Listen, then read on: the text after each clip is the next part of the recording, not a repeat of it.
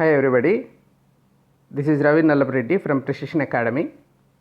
ఈరోజు పేదరికం అన్న విషయం మీద చాలా కూలంకషంగా చర్చించడం జరుగుతుంది. అంటే ఎంత పేదరికం ఉంది అని కాదు, ఎలా క్యాలిక్యులేట్ చేస్తారు అని. ఇది ఎగ్జామ్ పర్స్పెక్టివ్లో చాలా యూస్ఫుల్ టాపిక్. ఇది అది ఎగ్జామ్ కాకపోయినా కానీ ప్రతి ఒక్కరూ తెలుసుకోవాల్సిన విషయం. ఇది కొంచెం డీప్గా వెళ్ళి అమర్త్య సేన్ ఏమన్నారు, ఎంపీఐ అంటే ఏంటి, ఎలా క్యాలిక్యులేట్ చేస్తారు, ఇది తెలుసుకుంటే ఒక సమగ్ర అవగాహన అనేది మనకి వస్తుంది పేదరికం గురించి.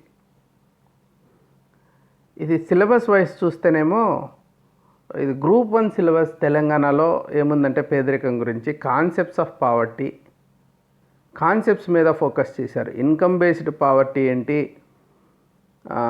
ఆదాయ ఆధారిత పేదరికం, నాన్ ఇన్కమ్ బేస్డ్ పావర్టీ ఏంటి, క్యాపబిలిటీ అప్రోచ్ అంటే ఏంటి, హెచ్పిఐ అంటే ఏంటి, దీన్ని అసలు ఎలా మెజర్ చేస్తారు, ఇవన్నీ కూడా ఒకదాని తర్వాత ఒకటి ఎవాల్వ్ అవుతూ వచ్చిన కాన్సెప్ట్స్. వీటిని నేను అదే సీక్వెన్స్లో ఎవాల్వ్ చేసుకుంటూ అర్థమయ్యేలాగా మీకు వివరించి చెప్తాను.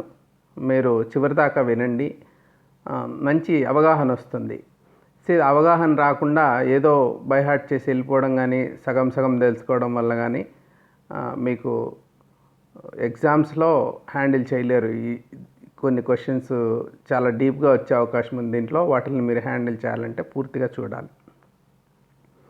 అసలు ఇన్కమ్ బేస్డ్ పావర్టీ అంటే, ఆదాయ ఆధారిత పేదరికం అంటేనేమో ఇది income of house hold base చేసుకొని చేస్తున్న ఒక ఆదాయాన్ని ఆధారం చేసుకొని ఇన్ని డాలర్లు ఇంటర్నేషనల్గా అయితే, రూపీస్లో అయితే ఇన్ని రూపాయలు, అర్బన్ ఏరియాస్లో అయితే ఇంత, రూరల్ ఏరియాస్లో అయితే ఇంత అన్నట్టు రూపీస్ బేస్ చేసుకొని ఇంత ఆదాయం ఉంటే పేదలు అంటే ఏంటి, ఆదాయాన్ని పెట్టి. పేదరికం అంటే అంతే కదా, ఎవరికి ఎంత ఆదాయం వస్తుంది, ఎక్కువ ఆదాయం వస్తే పేదలు కాదు, తక్కువ ఆదాయం వచ్చేవాళ్ళు పేదలు.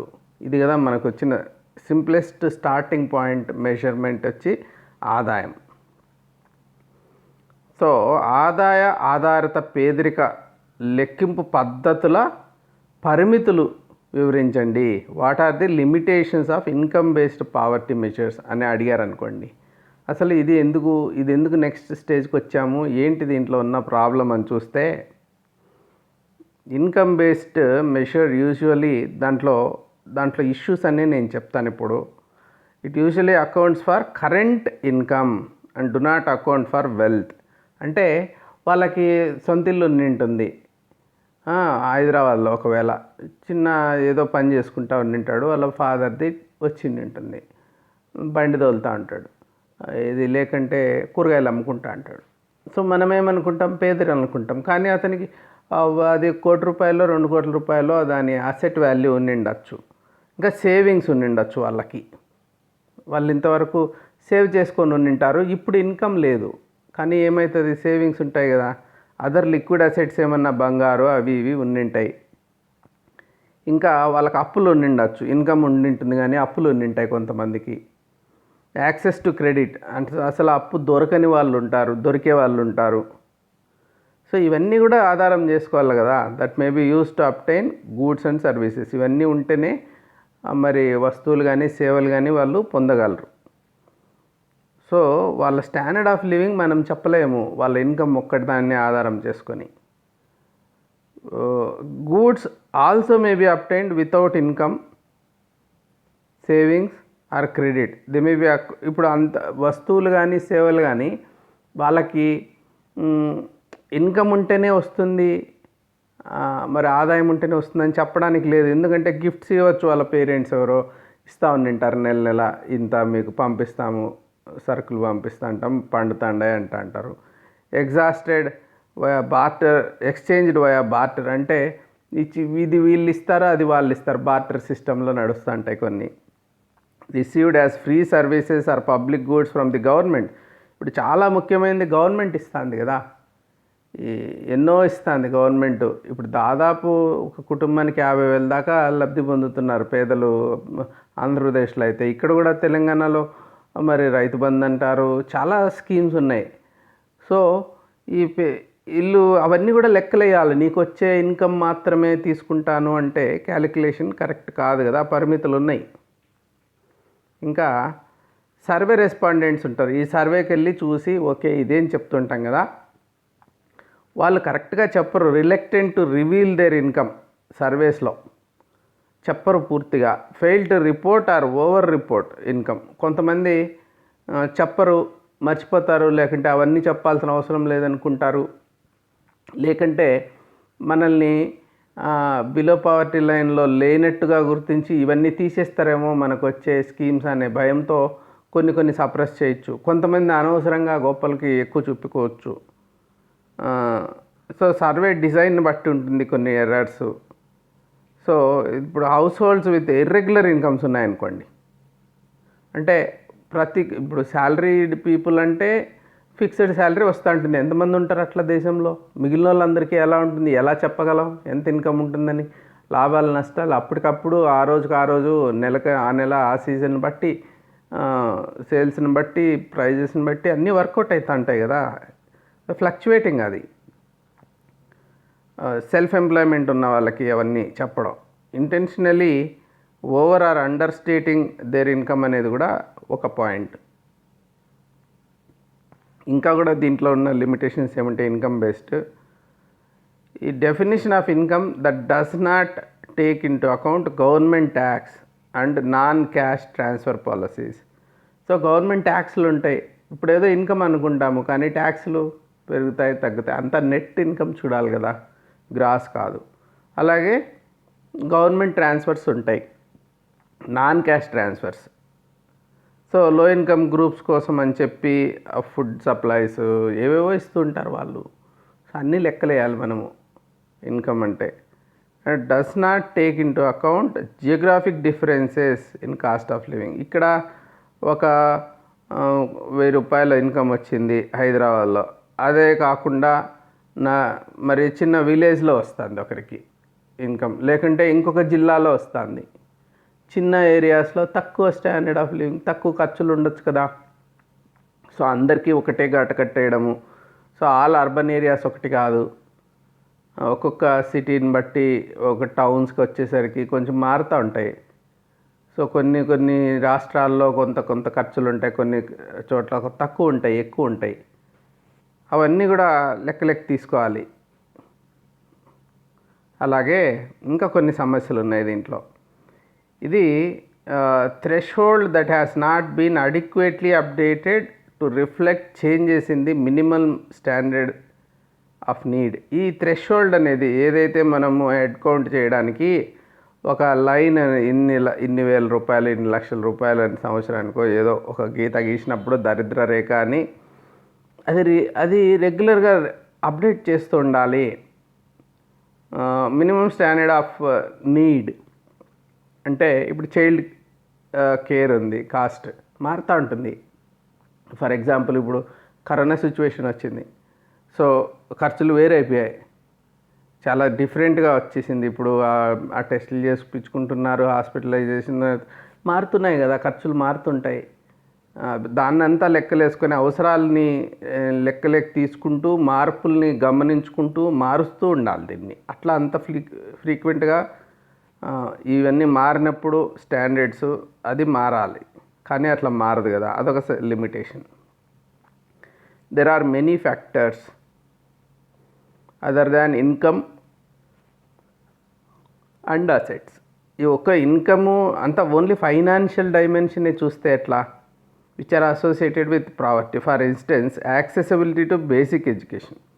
ఇప్పుడు వాళ్ళకి ఇన్కము ఎక్స్పెండిచర్ ఒకటే చూస్తే ఎట్లా, వాళ్ళకి అసలు యాక్సెస్ ఉందా, వాళ్ళు చదువుకుంటున్నారా లేదా, ఎట్లాంటి స్టాండర్డ్ ఉంది, హెల్త్ కేర్ ఉంది, ఏమాత్రం ఉంది వాళ్ళకి హెల్త్ కేర్, వాళ్ళు చేయించుకోగలుగుతున్నారా లేదా, ఏమన్నా వైద్య సేవలు పొందగలుగుతున్నారా లేదా, త్రాగునీరు వాళ్ళు ఎంత దూరం పోయి తెచ్చుకుంటున్నారు, లేకుంటే ఎంత కంటామినేటెడ్ వాటర్ తీసుకుంటున్నారు, శానిటేషన్, ఇవన్నీ పారిశుద్ధ్యం అనమాట. ఇవన్నీ చాలా అవసరం. ఇవన్నీ చూసి పేదరికం చెప్పాలి తప్పించి ఊరికే ఇంత ఇన్కమ్ వస్తుంది అనేసి ఒక ఫిగర్ తీసుకున్నంత మాత్రాన పేదరికాన్ని మనము మెషర్ చేయలేం.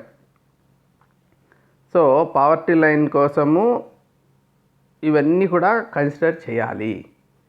సో ఈ లిమిటేషన్స్ ఏవైతే ఉన్నాయో, ఈ షార్ట్ కమింగ్స్, వీటిని ఓవర్కమ్ చేయడానికి ఏం చేయాలి అనేది నెక్స్ట్ కాన్సెప్ట్స్ నేను ఎక్స్ప్లెయిన్ చేస్తాను. ఇంకా పావర్టీ లైన్ అనేది జనరల్గా ఇప్పుడున్న డెఫినేషన్ చూస్తే, so one way of measuring poverty is to determinate by monetary value per capita expenditure of the minimum calorie intake. So ఇది ఇన్కమ్ కాదు, ఎక్స్పెండిచర్ మెథడ్ మీద వెళ్తున్నారు. Per capita expenditure of the minimum calorie intake that was estimated at 2400 calories.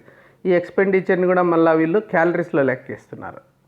అంటే 2400 calories food కావాలంటే ఎంత expenditure for rural person, 2100 for urban area. అంటే అక్కడ కాయకష్టం చేస్తారు పల్లెల్లో కాబట్టి ఎక్కువ క్యాలరీస్ కావాలా, ఇక్కడ 2100 సరిపోతుంది అర్బన్ ఏరియాస్లో. అందరికీ కలిపి ఇది ఒక యావరేజ్ ఫిగర్ లాగా. దీన్ని ఆధారం చేసుకొని 2011-12 బేసిస్ మీద పావర్టీ లైన్ డిఫైన్ చేశారు. రూరల్ ఏరియాస్లో 816 రూపాయలు, అర్బన్ ఏరియాస్లో 1000 రూపాయలు నెలకి. అంతకంటే తక్కువ వస్తే అదొక లైన్, అంతకంటే తక్కువ వస్తే పూర్ అని డిఫైన్ చేశారనమాట. సో ఇది కన్జంప్షన్ బేస్ చేసుకొని లెక్కలేసి ఇంత ఆదాయం అని చెప్పి డిఫైన్ చేశారనమాట.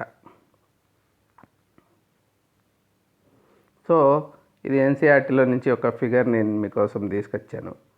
సో ఎన్ని రకాలు ఉంటారు? Chronic poor, transient poor, non poor. So ఇప్పుడు ఇది పావర్టీ లైన్. ఈ పావర్టీ లైన్ కంటే ఎప్పుడు కిందనే, అంటే అర్బన్ ఏరియాస్లో 1000 రూపాయలు కూడా నెలకు రాని వాళ్ళు ఆ ఇయర్ బేసిస్ మీద ఉన్న ప్రైజెస్ లెక్కేసుకొని ఆ లెక్కలు తీస్తే ఎప్పుడు దాని కిందనే ఉన్నారనుకోండి, అప్పుడు ఆల్వేస్ పూర్, అంటే ఎల్లవేళలా పేదలే వాళ్ళు. ఇప్పుడు పేదలు ఇప్పుడు కాదు అనేది లేదు. ఇంకొకటి యూజువల్లీ పూర్, సాధారణంగా వాళ్ళు పేదలు. అంటే ఒక్కొక్కసారి పావర్టీ లైన్ దాటి పైకి పోతారు, మళ్ళీ కింద తిరుగుతూ అంటారు. కొంతమంది వచ్చి చర్నింగ్ పూర్, అంటే ఇట్లా ఒకసారి పూరు, ఒకసారి మళ్ళీ దాటిపోస్తారు, మళ్ళీ కిందికి వస్తారు, మళ్ళీ పైకి పోతారు, ఇట్లా చర్నింగ్ పూర్ అనమాట. ఇంకొకటి అకేషనలీ పూర్, అంటే కొన్నిసార్లు పూర్ అవుతారు, కానీ మెజారిటీ టైమ్స్లో పావర్టీ లైన్ కంటే పైన ఉంటారు వాళ్ళు.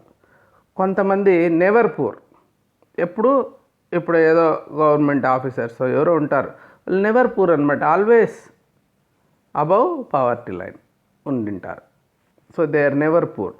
సో ఈ ఆల్వేస్ పూర్, యూజువల్లీ పూర్ని క్రానిక్ పూర్, క్రానిక్ అంటే ఎక్కువ సంవత్సరాలు ఉంటే క్రానిక్ డిసీజెస్ అంటాం కదా, అలాగా ఇది కూడా క్రానిక్ పూర్, ఒకరోజు 2 రోజులది కాదు విషయము. తర్వాత ట్రాన్సియంట్ పూర్, అంటే చర్నింగ్ పూర్, అకేషనలీ పూర్ వాళ్ళని. నెవర్ పూర్ ఉంటారు కదా, నాన్ పూర్ అంటారు అనమాట వాళ్ళని. సో ఇది ఒక రకమైన అవగాహన కోసము పావర్టీ లైన్ బేస్ చేసుకొని కొన్ని పదాలు మీకు వివరించడం జరిగింది. ఇప్పుడు consumption expenditure versus income levels. ఇప్పుడు నేను ఇండియాలో మామూలుగా పావర్టీ లైన్ డెఫినిషన్ నేను ఇంతకుముందు చెప్పాను కదా, పావర్టీ లైన్ అంటే కన్జంప్షన్ ఎక్స్పెండిచర్ బేస్ చేసుకొని. అంతకుముందు నేను మీకు ఇన్కమ్ బేస్ చేసుకొని చెప్పాను. ఈ కన్జంప్షన్ ఎక్స్పెండిచర్ వలన లాభాలు ఏంటి, అట్లా ఎందుకు చేసాం? So what are the advantages of estimation of poverty based on the consumption expenditure when compared to income levels. So ఆధారిత పేదరిక లెక్కింపు పద్ధతులతో పోల్చినప్పుడు వినియోగ వ్యయం ఆధారంగా పేదరికం అంచనా వేయడం వల్ల కలిగే ప్రయోజనాలు ఏమిటి?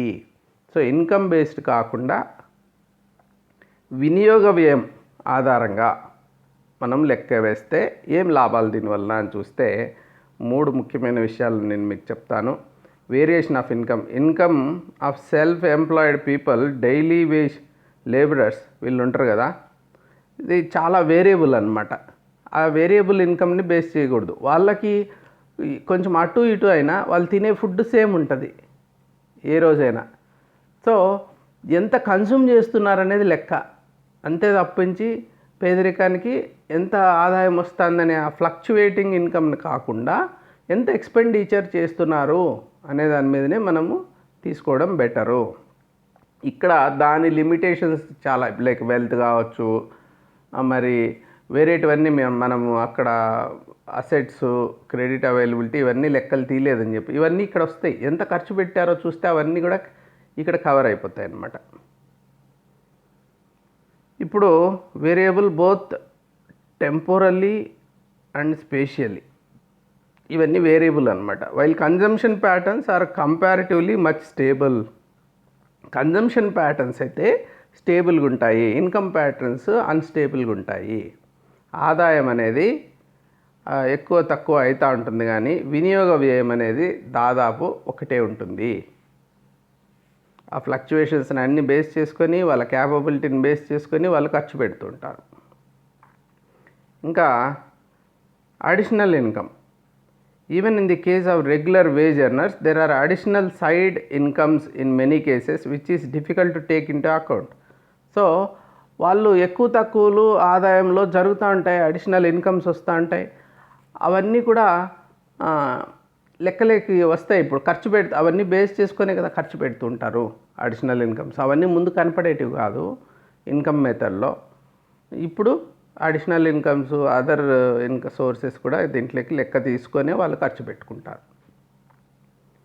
ఇంకా డేటా కలెక్షన్ విషయానికి వస్తే, consumption based poverty line sample based surveys use reference period ఒక 30 days అట్లేదన్నా అనుకోండి, in which households are asked about their consumption of last 30 days and is taken as the representative of general consumption.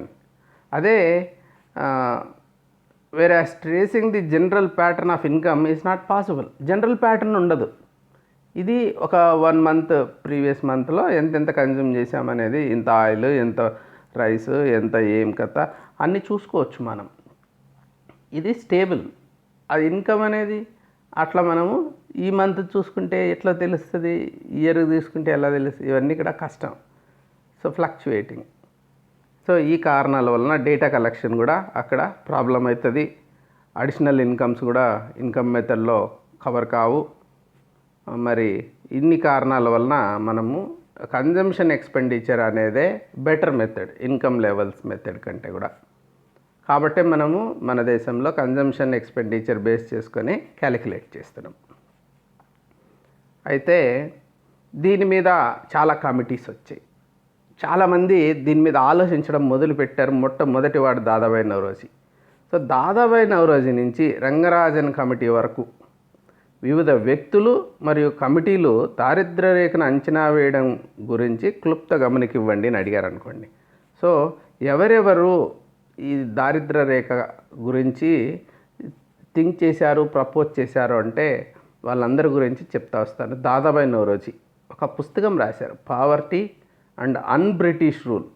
ఇది British rule కాదు, un-British rule అన్నాడు ఆయన. చాలా చాలా famous book ఇది. స్వాతంత్రోద్యమానికి పునాదులు వేసిన పుస్తకాల్లో ఇదొకటి. So made the earliest estimation of poverty line. మొట్టమొదట ఆయన పావర్టీ లైన్ ఎస్టిమేట్ చేస్తూ 16 రూపాయల నుంచి 35 రూపాయలు పర్ క్యాపిటా ఇన్కమ్ అన్నాడు అనమాట, జిడిపిని బేస్ చేసుకొని. తర్వాత నేషనల్ ప్లానింగ్ కమిటీ, ఇది ఒక 1938లో ఒకటి పెట్టారనమాట. So 15 to 20 rupees per capita income per month, per capita per month. అది was also based on the minimum standard of living perspective in which nutritional requirements were implicit. అవి లోపల అవగాహన, దాన్ని లెక్కలేక తీసుకొని న్యూట్రిషనల్ రిక్వైర్మెంట్స్ ఎంత, అన్నం, మెయిన్ పేదరికం అంటే ఆకలితో ఉంటారు అనేసి కదా అర్థము. అన్నం ఎంత తింటున్నారు, వాళ్ళకి ఎంత కొనగలుగుతున్నారు అనేది లెక్క అనమాట. సో లేకంటే అది కూడా చేయలేనప్పుడు గంజి కరువు అట్లా వస్తుంటాయి కదా, వాళ్ళకి ఊరికి గంజి తాగి బతకాల్సి వస్తుంది. ఇంకా లేకుంటే ఆకలి చావులు అనేటివి ఉంటాయి. సో ఇదంతా కూడా లెక్కలేసుకొని మెయిన్గా ఫుడ్ చుట్టూ తిరుగుతూ ఉంటుంది ఇది. సో దాన్ని బేస్ చేసుకొని నేషనల్ ప్లానింగ్ కమిటీ ఇలా లెక్క వేసింది. తర్వాత బాంబే ప్లాన్ అని 1944లో ఒకటి వచ్చింది. Proponents had suggested a poverty line of 75 per capita per year. ఇంకా ప్లానింగ్ కమిషన్ ఎక్స్పర్ట్ గ్రూప్ అని. సో ఈ మూడు స్వాతంత్రానికి ముందైతే, ఇంకా స్వాతంత్రం తర్వాత ఏమొచ్చాయని చూస్తే 1962 వర్కింగ్ గ్రూప్ అనేవాళ్ళు ప్లానింగ్ కమిషన్ ఎక్స్పర్ట్ గ్రూప్ అది. Planning commission formulated separate poverty lines for rural and urban.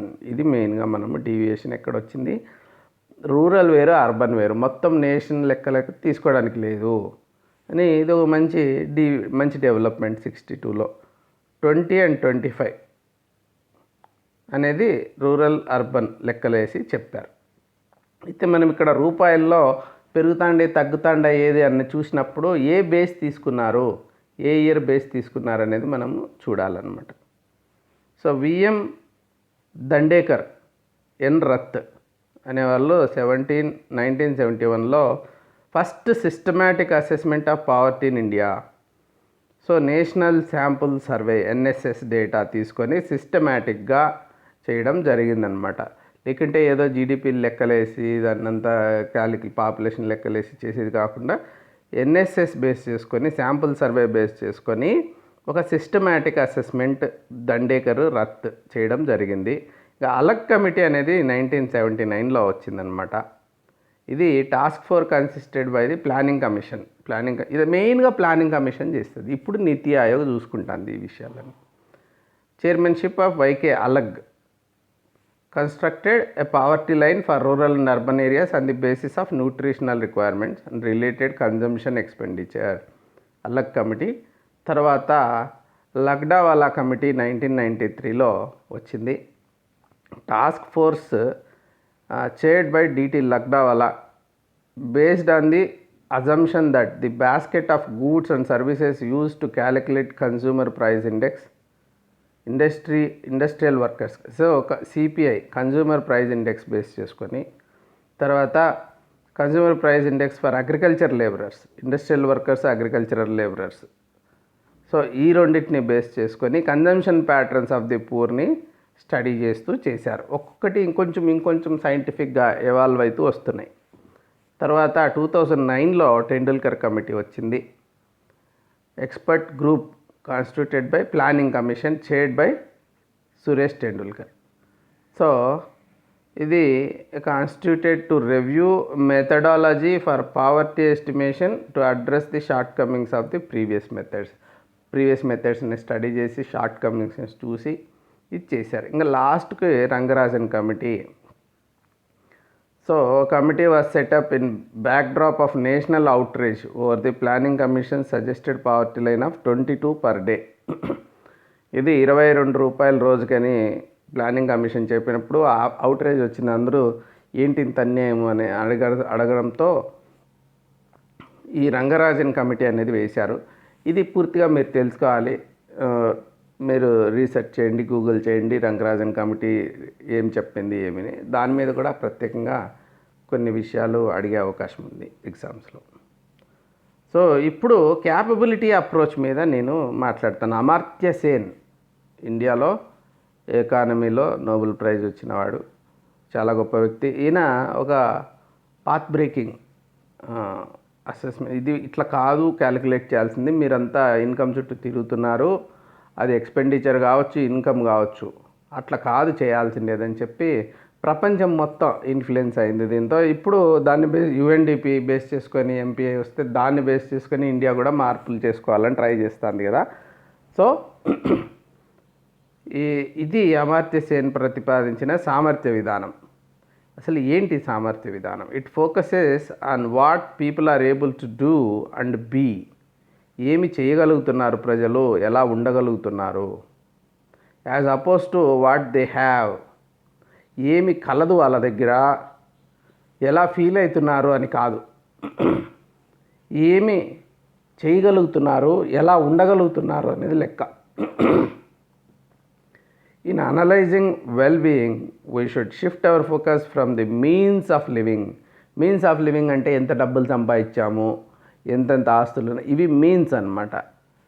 కానీ like actual such as income, అది మీన్స్ ఆఫ్ లివింగ్. అది కాకుండా to actual opportunities A person has, ఎన్ని అవకాశాలు ఉన్నాయి, నిజంగా ఎన్ని ఉన్నాయి అతనికి జీవించడానికి, ఖర్చు పెట్టడానికి, లేకంటే ఎట్లా అతనికి ఛాన్సెస్. ఇప్పుడు ఆపర్చునిటీస్ లేకపోతే ఇప్పుడు నీకు ఇన్కమ్ ఎంత ఉంది, కానీ దాన్ని స్పెండ్ చేయగలగాలి, దాన్ని ఎన్నెన్ని విధాలుగా మనం చేయగలుగుతున్నాం. Namely their functionings and capabilities అంటాడు అతను ఏం చెయ్యగలడు, పరిస్థితుల్ని అన్నిటినీ లెక్కలెక్క తీసుకొని ఏం చెయ్యగలడు ఒక మనిషి అనేదాన్ని లెక్కేసుకుంటారు.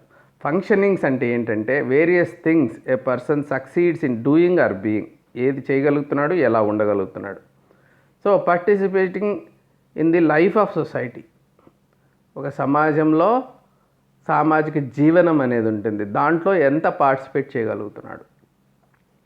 ఇప్పుడు బీయింగ్ హెల్తీ అంటే అతను ఆరోగ్యంగా ఉండగలుగుతున్నాడా.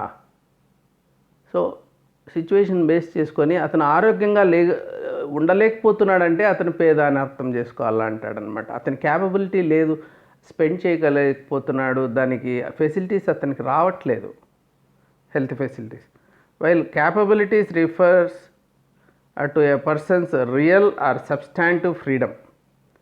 Capabilities refer to A persons real are substantive freedom to achieve such functionings. ఇవి రియల్ ఫ్రీడమ్స్, సబ్స్టాన్సివ్ ఫ్రీడమ్స్. అతను ఏమన్నా అతనికి స్వేచ్ఛ, ఒక ఇప్పుడు వ్యాక్సిన్ వేయించుకోవాలా, మరి ఫ్రీగా దొరకట్లేదు, వేయించుకోగలుగుతున్నాడా. సో జబ్బులు వచ్చాయి, చూపించుకోగలుగుతున్నాడా. For example the ability to take part in the life of society.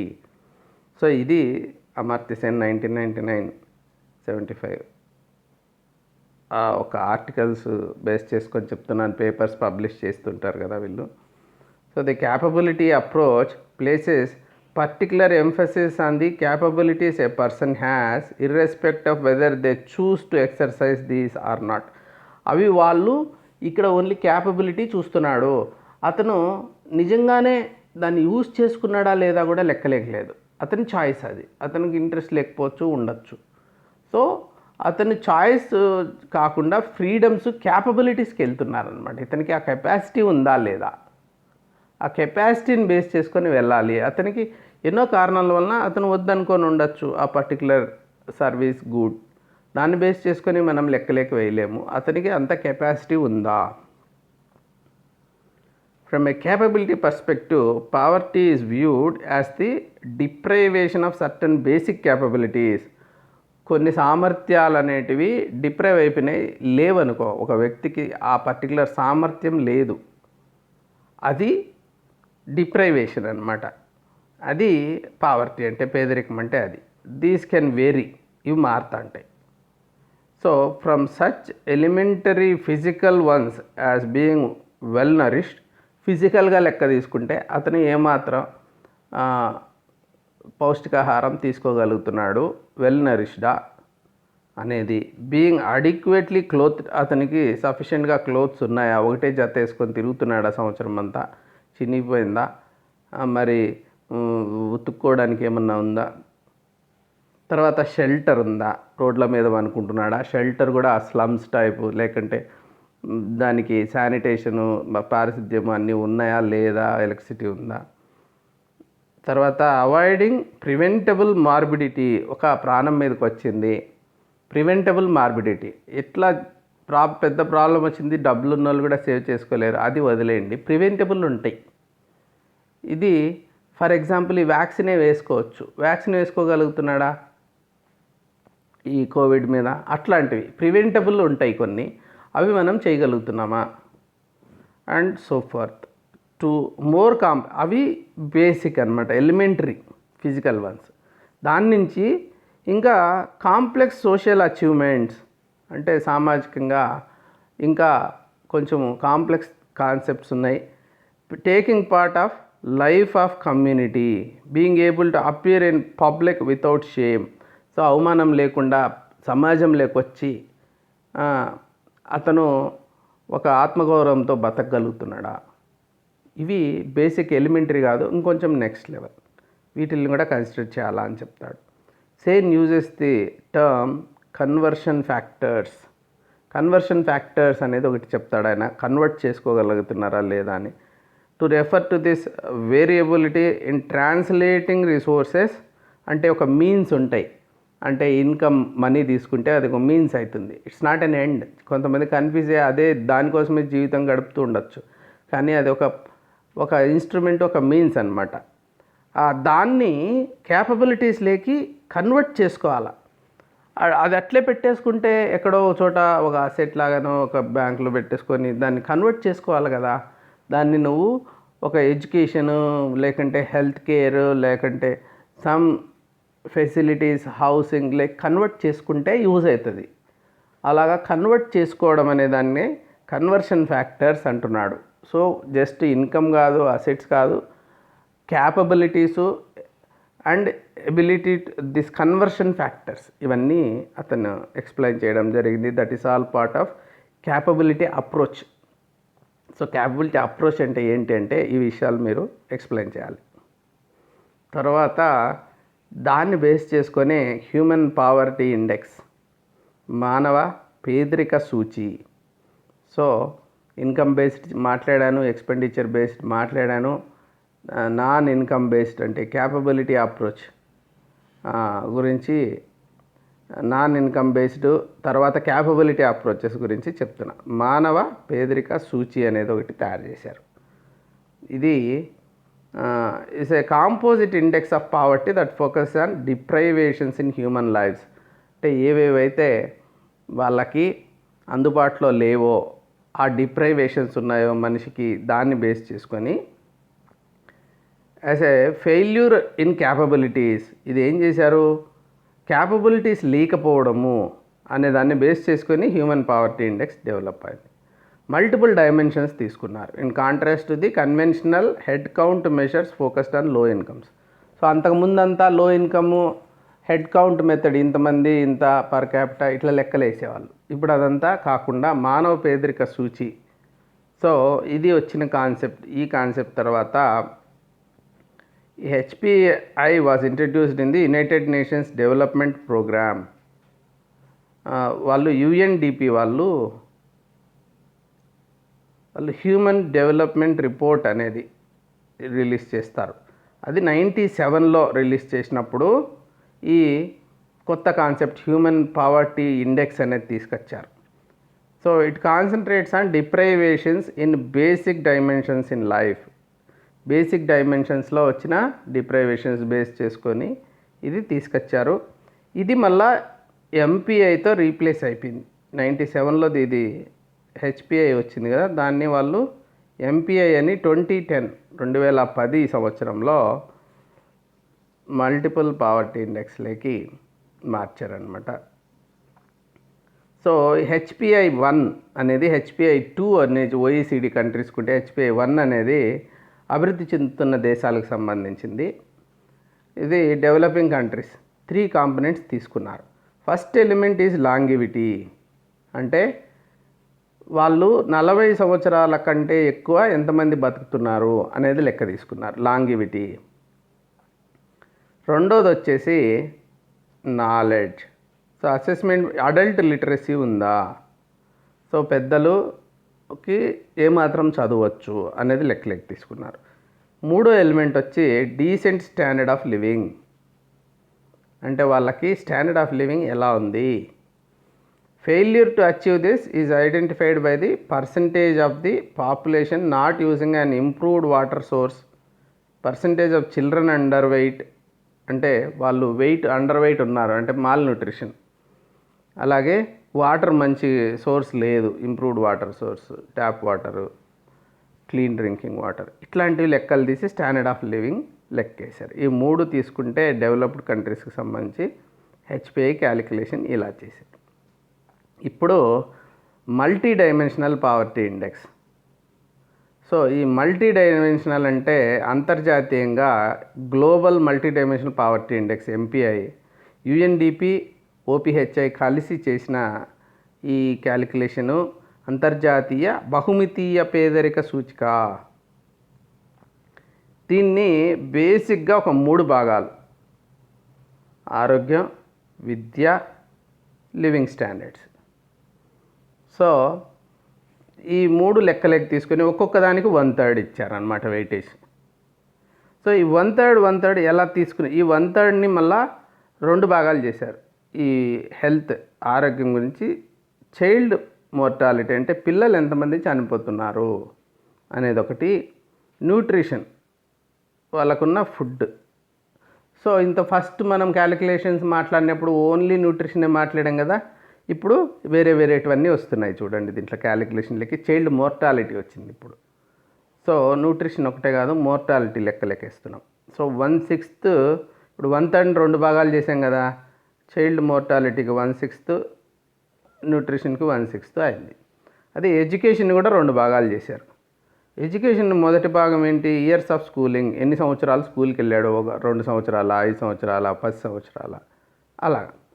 So school attendance కూడా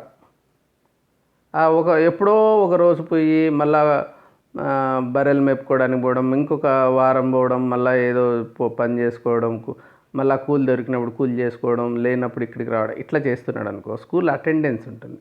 రెండింటినీ లెక్క తీసుకొని ఎడ్యుకేషన్ లెక్క 1/3 ఇచ్చారు ఎడ్యుకేషన్కి, దాంట్లో 1/6 వీటికి వెళ్ళింది. ఇంకా లివింగ్ స్టాండర్డ్స్ విషయానికి వస్తే దాన్ని 6 భాగాలు చేశారు. స్టాండర్డ్ ఆఫ్ లివింగ్ని కుకింగ్ ఫ్యూయల్ ఏది వాడుతున్నారు అంటే, ఇప్పుడు కట్టెల పొయ్యిలు పెట్టుకున్నారా, లేకంటే ఎల్పిజి వాడుతున్నారా, ఇట్లా అనమాట. తర్వాత శానిటేషన్, ఒక టాయిలెట్స్ ఉన్నాయా వాళ్ళకి, సో శానిటరీ సిచ్యువేషన్ ఎలా ఉంది వాళ్ళకి, అవన్నీ ఎట్లా డిస్పోజ్ చేస్తున్నారు. తర్వాత డ్రింకింగ్ వాటర్, త్రాగునీరు, సో పాటబుల్ వాటర్, ట్యాప్ వాటర్ ఎలా వస్తుంది. ఇంకా స్టాండర్డ్ ఆఫ్ లివింగ్లో హౌసింగ్, గృహ నిర్మాణం, వాళ్ళకి ఈ ఇండ్లు ఎలాంటి ఇండ్లు ఉన్నాయి, అసలు ఉన్నాయా, ఏ స్టాండర్డ్ ఉంది. తర్వాత విద్యుత్ శక్తి ఉందా లేదా, ఎంత రెగ్యులర్గా ఉంది. వాళ్ళ అసెట్స్, స్టాండర్డ్ ఆఫ్ లివింగ్లో అసెట్స్ని కూడా లెక్క తీసుకున్నారు. సో ఇవన్నీ ఒక్కొక్క దానికి 1/3ని 6 భాగాలు చేయడం వలన 1/18 అన్నీ ఒక్కొక్క దానికి వెయిటేజ్ వచ్చింది వీటికి. అది ఇవన్నీ కలిపితే వెయిటెడ్ యావరేజ్ అంటారు అన్నమాట. దీన్ని కలిపితే ఇప్పుడు మల్టీ డైమెన్షనల్ పావర్టీ ఇండెక్స్, బహుమితీయ పేదరిక సూచిక అనేది తయారైంది. ఇప్పుడు నీతి ఆయోగ్ వాళ్ళు దీన్నే ఫాలో కావాలని చెప్పి they constituted multidimensional poverty index coordination committee, MPICC. Experts OPHI, UNDP నుంచి కూడా తీసుకొని వాళ్ళు పబ్లిష్ చేసేలాగా, also been onboarded for their technical expertise, వాళ్ళని కూడా తీసుకొచ్చారు. Preparation of MPI parameter dashboard to rank states and UTs and a state reform action plan SRAP are at an advanced stage of development. So వీటిని ఇప్పుడు చాలా final స్టేజ్లో ఉందన్నమాట. దీన్ని develop చేస్తున్నారు. స్టేట్ రిఫార్మ్ యాక్షన్ ప్లాన్ ఒకటి, states and UTs అన్నిటికీ లెక్క పెట్టుకొని ఒక డాష్ బోర్డ్ తయారు చేస్తున్నారు. ఇప్పుడు compelling states to take aggressive poverty reductions measures by competing with each other, ఒకదాంతో ఒకటి పోటీతో ఈ పేదరికాన్ని నిర్మూలింపజేయడానికి ఒక డాష్ బోర్డ్ లాగా పెట్టారనమాట. ఇవన్నీ కూడా యుఎన్డిపి వాళ్ళ మల్టీ డైమెన్షనల్ పావర్టీ ఇండెక్స్లోకి వీళ్ళు ఫీడ్ చేస్తారనమాట. ఈ డేటా అంతా ఇస్తారు. ఇంకా MPI కూడా లిమిటేషన్స్ ఉన్నాయి. ఇది ఫైనల్గా మనం ఇప్పుడు క్యాలిక్యులేట్ చేయాలనుకుంటున్న దాంట్లో కూడా కొన్ని లిమిటేషన్స్ ఉన్నాయి. అవి కూడా అర్థం చేసి, ఏది కూడా లిమిటేషన్స్ లేకుండా లేదు. It is better than before అని లెక్క చెప్పగలం. కానీ దీంట్లో ఏమి ఇష్యూస్ ఉన్నాయనేది కూడా మనం అర్థం చేసుకోవాలి. దీని బెనిఫిట్స్ మనము income method, expenditure method, non income methods అన్నీ చూసిన తర్వాత ఎంపీఐ మెథడ్ ఎంత మంచిది, క్యాపబిలిటీస్ అని లెక్కేసినాం. ఇప్పుడు ఈ మల్టీ డైమెన్షనల్ పావర్టీ ఇండెక్స్లో కూడా పరిమితులు ఉన్నాయి, అవి నేను ఎక్స్ప్లెయిన్ చేస్తాను. First the indicators include both outputs such as years of schooling and inputs such as cooking fuel. కొన్ని చోట్లేమో అవుట్పుట్ లెక్కేస్తున్నాం, అంటే ఎన్ని సంవత్సరాలు స్కూల్కి వెళ్ళి. కొన్ని చోట్లేమో ఇన్పుట్ తీసుకుంటున్నాం, కుకింగ్ ఫ్యూయల్ అట్లాంటివన్నీ. Both stock and flow indicators తీసుకుంటున్నాం. స్టాక్ ఇండికేటర్స్ ఉంటాయి, ఫ్లో స్టాక్ అంటే వన్ టైం స్నాప్షాట్, ఫ్లో అంటే ఎవ్రీ ఇయర్ లేకుంటే ఒక పీరియడ్ ఆఫ్ టైంకి మారుతూ ఉంటాయి. Stock indicator is measured as a particular point in time, it may have accumulated in the past. On the country A flow indicator is measured per unit of time. So ఇప్పుడు children స్కూల్కి attend అయినారా current ఇయర్లో అన్నారనుకో, అది flow indicator. అదే ఈ కుటుంబంలో ఏదన్నా చిన్నపిల్లలు చనిపోవడం జరిగిందా అంటే ఇట్స్ ఎ స్టాక్ ఇండికేటర్. 10 ఏళ్ల క్రితం చనిపోయినా అది లెక్కలేక వస్తుంది, ఒకసారి అయితేనే అది పర్మనెంట్గా సెట్ అయిపోతుంది. ఇంకా సెకండ్ పాయింట్ చూస్తేనేమో health data overlook some groups deprivations especially for nutrition. ఒక ఉదాహరణ తీసుకుంటే చాలా దేశాల్లో there is no nutritional information for women. సపరేట్గా ఉమెన్ కోసం లేదు. కొన్ని దేశాల్లో అయితే మెన్ కోసం, పురుషులకు సంబంధించి న్యూట్రిషన్ ఇన్ఫర్మేషన్ లేదు. ఇంకొన్ని దేశాల్లో పిల్లలకి లేదు. అంటే బిట్వీన్ కంట్రీస్ కంపేర్ చేసేటప్పుడు ఈ డేటా ప్రాబ్లమ్స్ వస్తున్నాయి. సో ఇంకా ఎందుకంటే వీళ్ళు ఇప్పుడు కొత్తగా తీసుకొచ్చి ఇన్ని వేల్స్లో ముందు అంత లేదు కదా, జస్ట్ ఇన్కమ్స్ చూసుకునే పని. ఇప్పుడేమో ఇట్లాంటివన్నీ మెజర్ చేయాలా, కాబట్టి కొత్తగా వచ్చాయి. వీటిలన్నిటికీ అన్ని దేశాల్లో మెషర్మెంట్ ఈజీ కాదు, కంపారిజన్ కూడా అంత సులభం కాదు. మల్టిప్లిసిటీ ఆఫ్ సర్వేస్, కొన్ని చోట్ల ఏంటి మల్టిపుల్ సర్వేస్ ఉంటాయి. న్యూట్రిషన్ సర్వేస్ లెక్క తీసుకున్నాం. సో ఒక్కొక్క దాంట్లో ఒక్కొక్క రకంగా వస్తూ ఉంటుంది, చాలా డిఫరెంట్గా సర్వేలు జరుగుతుంటాయి. సో ఇది కంబైన్ చేసుకోవడంలో ఉన్న సమస్యలు ఉన్నాయి. 4వ విషయము intra household inequalities severe ఉన్నాయనుకో ఒక్కొక్క ఇండివిజువల్ హౌస్ హోల్డ్ లెవెల్లో.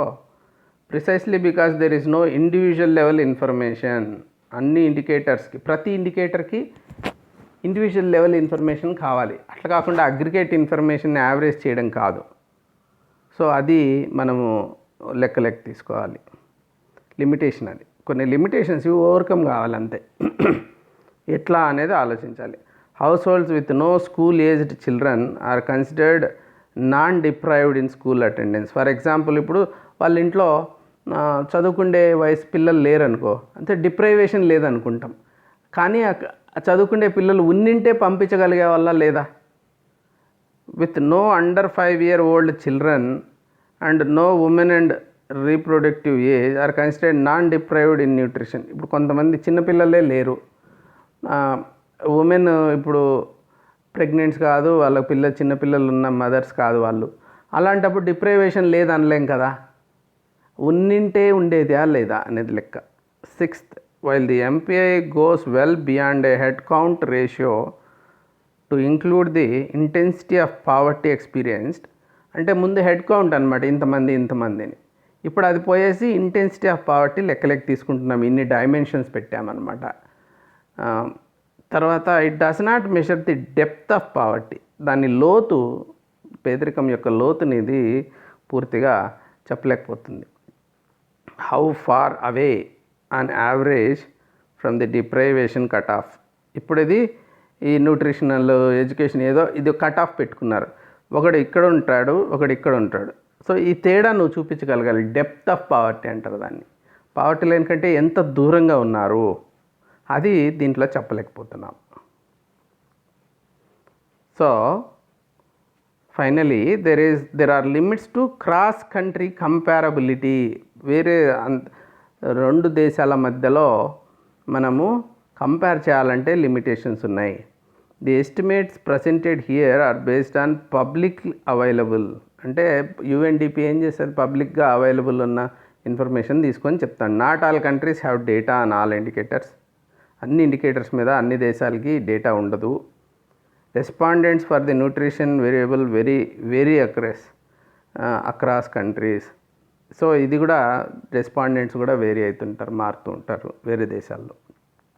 ఇవి అన్నీ నేను ఒక ఇన్కమ్ బేస్ నుంచి ఎంపీఐ దాకా ఎవల్యూషను, దాని కాన్సెప్ట్స్ బేసిక్గా అవన్నీ నేను మీకు ఎక్స్ప్లెయిన్ చేయడం జరిగింది. అయితే కంక్లూడింగ్ కోట్ జవహర్లాల్ నెహ్రూ ఏమన్నారో, నేను ఎప్పుడంటే ఆయన కాన్స్టిట్యూంట్ అసెంబ్లీ 1947లో అడ్రస్ చేస్తుందని ఒక మాట అన్నారు, అది చెప్పి నేను కంక్లూడ్ చేస్తాను. This achievement of independence is but a step, an opening of opportunity to the great triumphs and achievements that awaits us, the ending of poverty and ignorance and disease and inequality of opportunity. So ఆయన vision చూడండి, దానికి poverty end అయితేనే ఈ స్వాతంత్రానికి ఏమన్నా ఒక meaning ఉంటుందని చెప్పి ఆయన భావిస్తూ అప్పుడే ఆయన విజన్ చెప్పాడనమాట పావర్టీకి. పావర్టీ అలివియేషన్ అయిన రోజే, పేదరికం నిర్మూలించిన రోజే మనకు నిజమైన స్వాతంత్రం అన్న భావాన్ని అక్కడ ఎక్స్ప్రెస్ చేయడం జరిగింది. Thank you very much for joining. Will meet again on some other day. Till such time, bye.